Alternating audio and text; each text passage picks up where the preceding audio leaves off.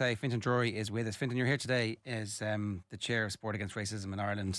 We could talk about many other things, but unfortunately this week we're talking about the reaction to Rashida Adeleke and her post on social media. Her coach was on at the weekend talking about the impact that it's had on her, that she was crying when she was reading some of the messages that came through. Yep.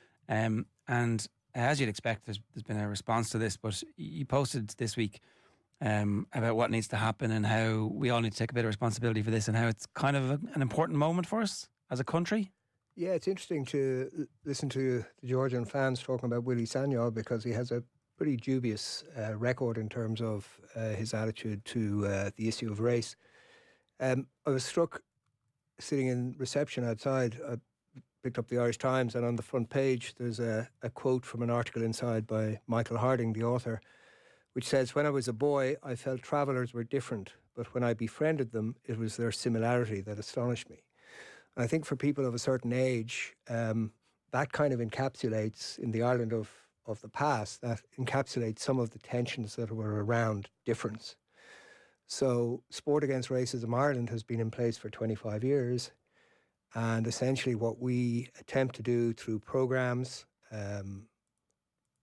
and training and education, more recently, very significant efforts being made to take training and education on the value of a multicultural society, on the richness of a society which is diverse and inclusive. I remember, because I'm in my mid-60s, I remember what it was like when Ireland was very different and when there was pretty much zero tolerance of difference. And we have matured wonderfully, but we need to do more. And so the incident that emerged at the weekend is not reflective of what the majority in this country feel, but nor is it, and this is one of the things we posted, nor is it at all about a tiny minority. And we will be deluding ourselves if we think it is. So we need to do a lot more. And we need, in particular, to focus on training and education of young people to ensure that the very notion of seeing people differently because they're a different colour or because they're of a different different skin colour, they're different ethnicity, or they're different background in Ireland is not acceptable. And actually, that the society that grows into being more diverse and more inclusive is a much richer society. And is that manifest in sport? Boy, is it manifest in sport across all of our main sports and also our marginal sports. There's kind of a weird thing in Ireland where we send our people away and have been doing it for hundreds of years and don't really appreciate this. I'm not quite sure why there's that gap in our thinking that allows us to send our people around the world, but we're different and we make an exception for ourselves going away. But people coming here are like, well, no, hang on a second. Well, you know that you don't get to be racist and Irish is the perfect summation of it. But actually, we seem to somehow have forgotten that. I don't really understand the cognitive dissonance that is required in that. Well, I mean, it's institutional as well. We are institutionally racist. I've written this before. Whether people accept that or not, if you as a nation treat people who are migrants and who are undocumented, and we don't use that term here, we talk about illegal migrants, but we have undocumented Irish in the United States. If they were rounded up and put into centres, into hotels, and asked to live the way we ask so many people in this country right now to live, or in tents along the canal or along the river in the capital city, there would be hell to pay. The politicians would be on their way to Washington very quickly. That represents, and it's away from the point of Sari and racism and I suppose what I would like to talk about a little bit this morning, but it is to your point. We have a weakness in that respect.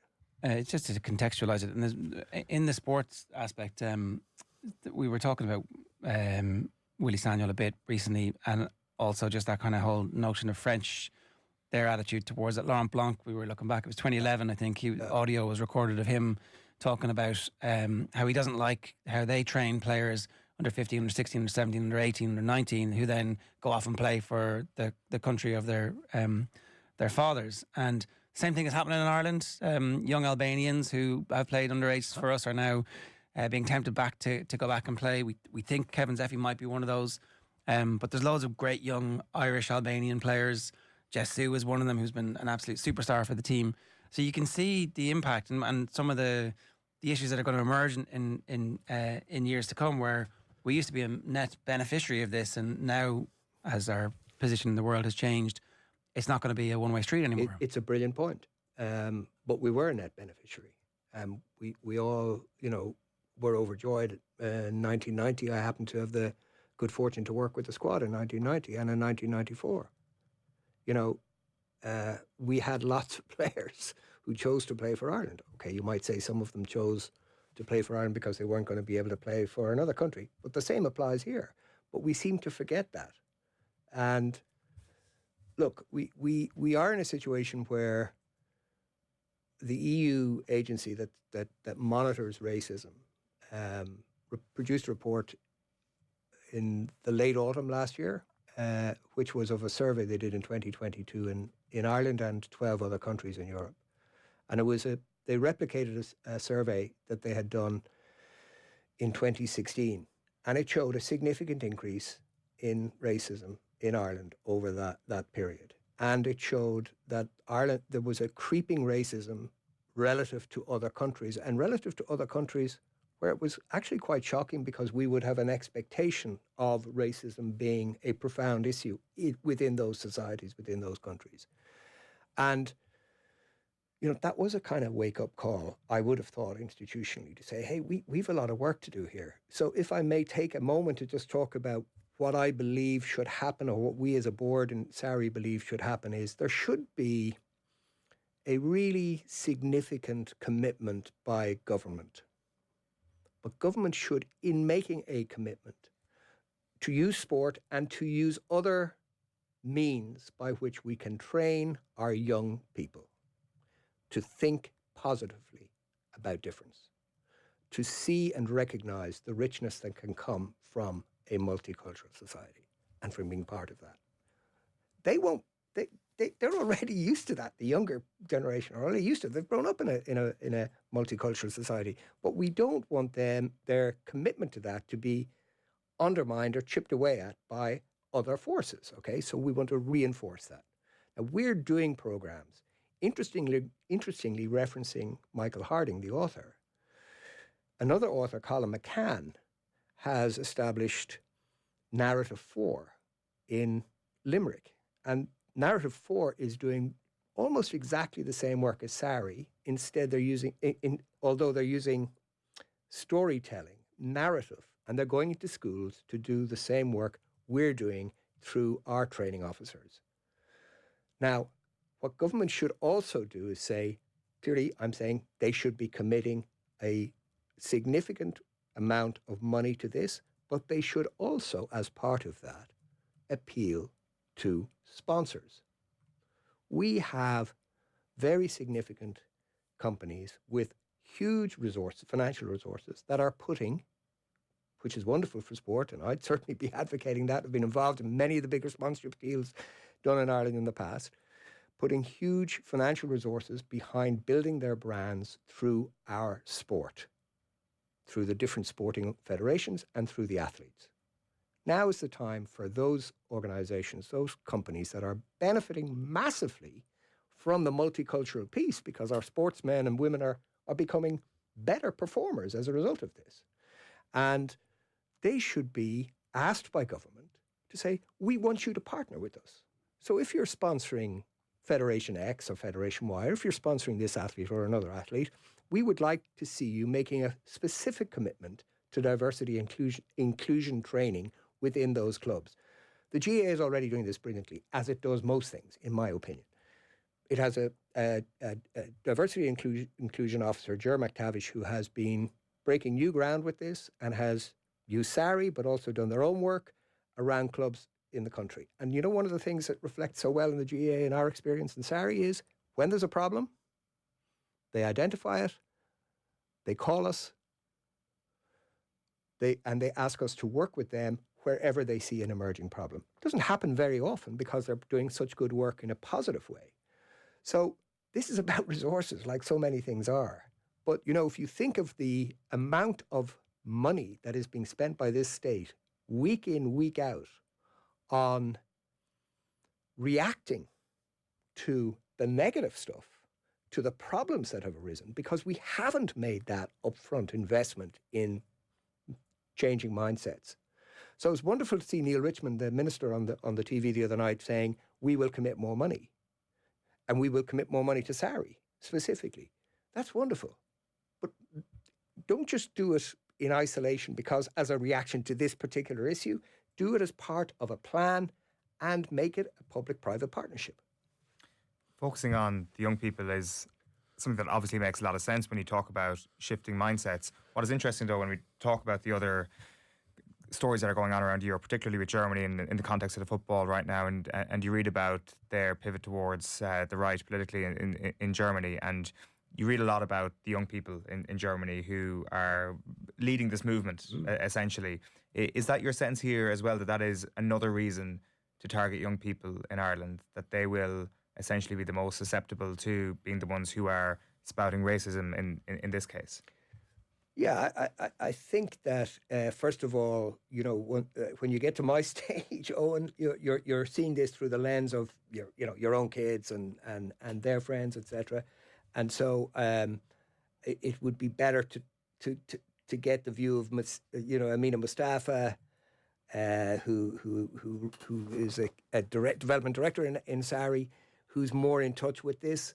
I don't think we are concerned specifically about, or particularly about, that aspect, but it does allow me to reinforce the point about addressing the threat of this emerging up front through training, through education. And I guess it's back to Michael Harding's point, about when you're young, you don't necessarily appreciate difference. So I do think that work that can be done in terms of reinforcing why you should appreciate any difference, and over time not see it, that it's not something that crosses your mind. You don't sense it. We absolutely should not be overly confident that there is not a threat of a more pronounced right-wing elements within this country. There is. We've seen a very high-profile sportsman foment very hostile actions within our community. His audience is quite young, I would suspect. Very young. But we also see, and this is important too, we also see politicians, even established figures, who are in that kind of silent, I would describe it, almost silent way, eroding the notion of confidence around migration, questioning whether we should be accepting. I mean, the notion that we should be worried about people who are, we need to be concerned about this getting out of hand, clearly, but we also need to define what that means. So if you get an eminent politician addressing this and talking about his worry that economic migrants are coming here dressed up as people who need asylum. Well, sorry, Irish people have travelled all over the world, to Ger's point, throughout history as economic migrants, but on the back of some event or difficulty that gives them the opportunity to position themselves as being on their travels for different reasons. We need to be much more mature about this. The late, great Peter Sutherland, not everybody's cup of tea, politically maybe, was really, really valuable on this, particularly towards the end of his life, and recognised how some of what he had been involved in had maybe caused difficulties for people to be able to move easily. And his attitude was very simple. Economic migrants should be accepted as well. By the way, if we didn't have migrants here, who's going to look after you in the health service? Who's going to serve you in various retail situations? Angela Merkel got it right. She said Germany needs migrants. We need them to work. We need them to come here and bolster our employment cohort. But she also said we need them because we have a duty and a responsibility to care for them. And there is that balance. But, from our point of view, this is about making people aware that there is an opportunity to invest in training and education to make sure that some of the things that are filtering through now can be addressed at a younger age. You're saying, though, that it can't just be a top-down government-led initiative, that it actually has to be inspired by activist brands who are seeking to make an impact? Yeah. I'm saying, Corporate Ireland needs to step up. Yeah, it does. But I'm saying, it's tiresome that civic responsibility has become purely the preserve of government. Why is that the case? Now, I'm regularly commentating on government and failures of government in areas that I think are kind of critical. But, we as a society, we as citizens have got to ask the hard questions of ourselves, but we've also got, in this particular case, to ask the obvious question, it seems to me, of the big companies that are spending huge amounts of money. And I would argue those that are investing in sports, certainly in the main sports, are actually, through multiculturalism, through the changing nature of our society, are getting huge benefits. They have better events, they have better games, they've a sexier product to attach their brand to. Now is a time for them to say, you know what, go to the federation that they're supporting and say, here's X, would you put that into diversity and inclusion training? There's a couple of aspects to this. One is obviously the real world, and you guys have a lot of experience of this. It's not just an online problem. We should point that out, that this is also happening 100%. And that's important to recognise, because I think that there's been a singular focus really in the aftermath of the incident with Rashida Adlakha. And Zach Maradi contacted me on Sunday when I had circulated the draft statement that we were issuing to make exactly that point. Please, can we make clear that I and a great many others are dealing with this, on a regular basis, and it's not all online.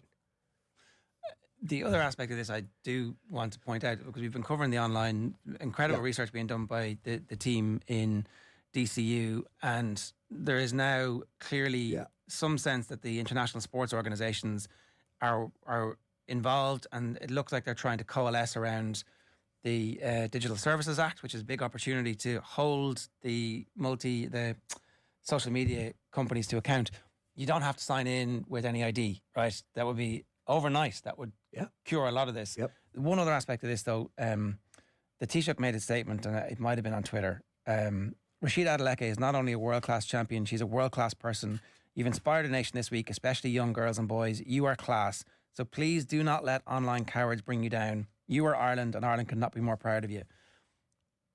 I know he means well, but actually telling her not to be offended by this or affected by this is totally the wrong message. Correct. And I've just come from that conference in France where actually, if she's crying, she's crying. Yeah. And his job is not to say, don't cry. Yeah. It's like, we need to fix this. And he actually has the power to fix this. So my question for you is, as somebody who has advised government and advised Taoiseachs, how does this actually happen? Does he just need to, does somebody in his inner circle just need to say, you can fix this? You can actually... I don't know him, but I know Michael McGrath. I know Michael McGrath to be... He issued a very good statement, I felt, at the weekend. And I know all of these people, you rightly say that Taoiseach no doubt meant well. And it was a kind, empathetic statement. Which gives me hope that he might... Yeah, and actually one of the things that's so undervalued in politics is empathy. We need politicians to have all sorts of different characteristics, but if they don't have empathy, and I think most of those in the senior people in the Oireachtas, including in people in the opposition, do have real empathy. And that's what you're looking for. And, you mentioned being at the conference in France. I had the good fortune to sit at dinner with Lillian Thuram about a year ago. We had him in. Yeah, that's right. I actually remember you interviewed him. And you'll know from that interview, what he stands for. And you see it now in his son. Yeah. Right? And so they need to listen. Politicians need to stop this deep analysis of stats, and they also need to not just react to something like this and say, oh, it's an online problem or it's a tiny minority. They need to listen because they are empathetic.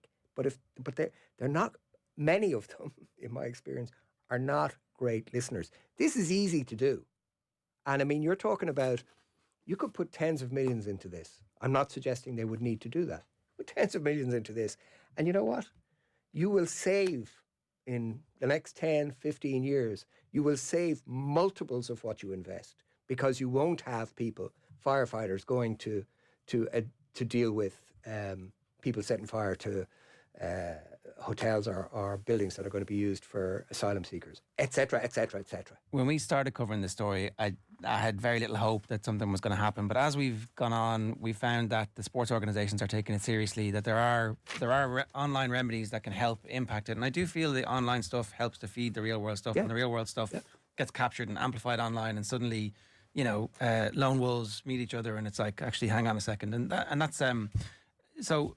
Do you, as somebody who has obviously 25 years experience of working with SARI, do you feel any hope? No, I'm sorry. I'm a new kid. New, okay. I'm about 3 years, but it's 25 years in place. Okay. Do you have hope that we can arrest this quickly if the right people are made to listen? Yeah. In a word, yes. And but they have to accept that there is something that needs to be arrested, and dismissing it as a tiny minority is immediately a problem. I think that actually, because there are protesters outside Simon Harris's house, if somebody had said, I feel really bad for you, but just tell the kids not to worry about it, he would have gone, what? No, I'm going to change the rules. Yeah. We're going to change the legislation here. Absolutely, we're going to change the legislation. So I think it's just about a bit of a paradigm shift in their heads. But because they're also victims of horrific online abuse, and we're seeing it have a knock-on impact on the number of women running for election and being elected, like, it's obvious that this is actually not just a sport problem, but that sport can help fix it, and that this is the moment to do something about it. Correct. Okay. Fintan, thanks very much. Thank you, Ger.